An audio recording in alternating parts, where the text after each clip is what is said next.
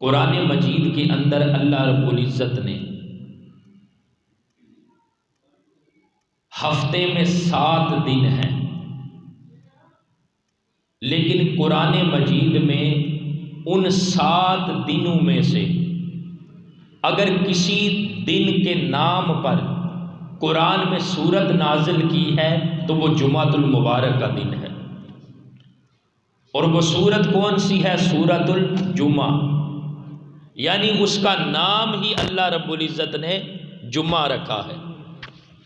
تو دوستان محترم، وہ جو سورت ہے اس میں 11 آیتیں اور 2 رکوع ہیں، اور ان 11 آیتوں میں اللہ رب العزت نے سب سے پہلے اپنی تسبیح کو بیان کیا ہے، پھر اپنے محبوب صلی اللہ علیہ وسلم کی نبوت اور رسالت کا ذکر کیا ہے کہ میں نے وہ رسول بھیجا ہے جو ان کو کتاب و حکمت کی تعلیم دیتا ہے، جو ان کو صاف اور ستھرا کرتا ہے۔ اللہ رب العزت نے پہلے اپنی تسبیح بیان کی، پھر اپنے رسول کا ذکر کیا، اور پھر اسی صورت میں یہود و نصارہ کا ذکر کیا،